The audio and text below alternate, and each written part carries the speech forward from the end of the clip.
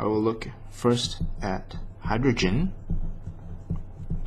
with itself.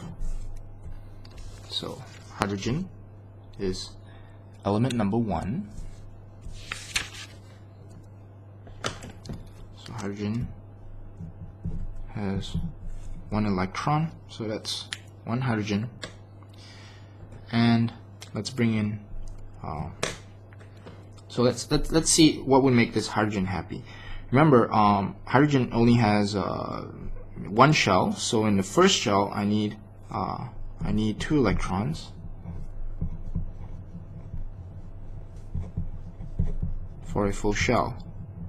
For a full first shell, I'm going to need 2 electrons. So hydrogen wants 1 more. Now I like to combine hydrogen with itself, so let's bring in another hydrogen. Now I'll represent its electron with a dot. Now, what could happen is, if you might say, well, we've learned that we can transfer electrons between atoms. Let's do that. Let's take this electron from hydrogen and give it from purple hydrogen and give it to green hydrogen. Then green hydrogen would be happy, but purple hydrogen wouldn't be happy anymore because now purple hydrogen has no electrons. And it turns out that that doesn't do. It can't have no electrons. So green hydrogen and purple hydrogen come to a compromise. They say, why don't we share our electrons? And the other hydrogen says, what a brilliant idea. So we'll put our electrons into a bag in the middle, just like a bag of candy, and right in the middle. So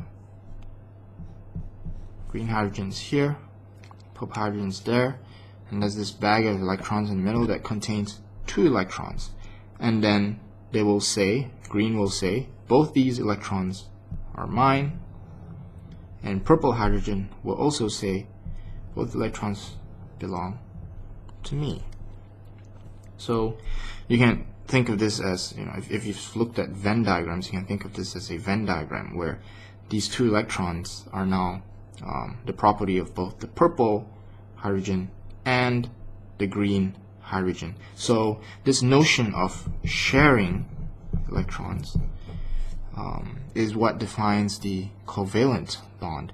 It is this attraction. Remember, there are all these protons. Well, there's only 1 proton. There's 1 proton in here that's attracted to the negative electrons here. The positive protons here attract the negative electrons here, and then these positive protons here attract this negative electron, so that electrostatic attraction is what keeps them in a bond. It keeps them together. So this notion of sharing is, as I like to think about it, is what defines a covalent bonding, whereas with ionic bonding we saw that it was the complete transfer of 1 electron, or rather electron or electrons from one atom to another, that causes a difference in charges that cause the bond. So let's go ahead and look at another example. Hopefully it'll clear things up. So I want to look at chlorine now. Hydrogen might look like. So we've seen that hydrogen are perfectly happy in pairs.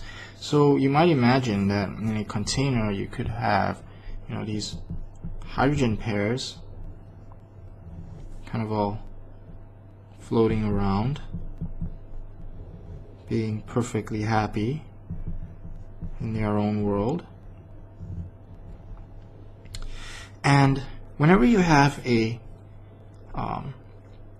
small number of atoms covalently bonded to each other, we give that a name. We call these little peanuts here molecules. So an atom of hydrogen would be just 1 hydrogen. A molecule of hydrogen would be 2 hydrogens bonded together. In this case it's 2, depending on which element we're talking about. So we see that the structure of hydrogen is what we call molecular, and these molecules that have a small number of atoms in them, we call these simple molecules, since they have a small number of atoms to each other. And it turns out that there's also some attraction between the molecules, but this attraction is very weak. It's sometimes called London forces or Van Waals forces, but we won't go into that for now. So this weak attraction between them causes them to have a very low boiling and melting point. That's why hydrogen exists as a gas at room temperature. Likewise, we can look at the structure of chlorine. Chlorine is gonna, form diatomic molecules like that, kind of floating around in space. They're all perfectly happy with each other. So we have inside the chlorine, we have strong covalent bonds inside the chlorine molecules right there. So strong covalent bonds. Whereas in between the chlorine molecules, we have this weak force. Weak forces between them because they're strong inside because they're sharing electrons, whereas outside of them, they're not really concerned with each other because they're perfectly happy. I mean, they're perfectly happy in pairs. They don't need to get extra electrons from someone else. So there's this really weak force between them, this weak London or Van Waals force, and hence they also have a low melting and boiling point. That's why chlorine is a gas at room temperature. And we see the same situation here with oxygen. With oxygen, and there are strong bonds. Oops, this is a double bond, so it's even stronger. Strong bonds inside, and then there are weak bonds with other oxygen molecules. So this characterizes what we call the simple molecular structure. In covalent bonding, it's that you have strong bonds within the molecules themselves and weak bonds outside of the molecules. So because of this structure, we can deduce several properties of simple molecular compounds.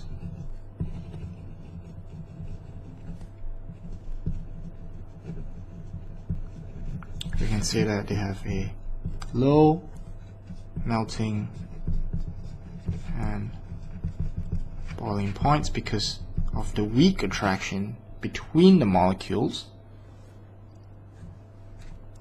And we saw that they don't have a net charge because once they're together, they're neutral, because I started with 6, for example, for the oxygen I started with 6 electrons here, 6 electrons here, and there's still 6 on this side, 6 on this side. There's still a total of 12 electrons in the whole system.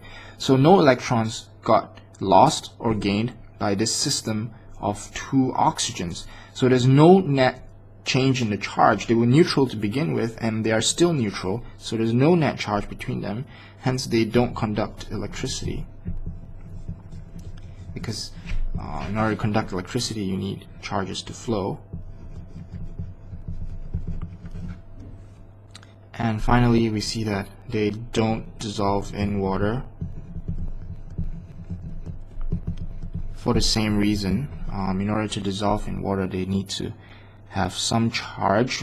We've not gone into the notion of solubility yet, but we will look at that later. So for the moment, don't worry about this last point here, dissolving in water. So we see there are quite a number of differences between molecular compounds and ionic compounds. It's quite the opposite. In ionic compounds, we have really strong bonds between the ions, so ionic compounds have very high melting and boiling points. And ionic compounds, being ions, they have net charges, so they can conduct electricity and dissolve in water. So next we'll take a look at a different variety of covalent bonding, one where many atoms join together to form a giant structure.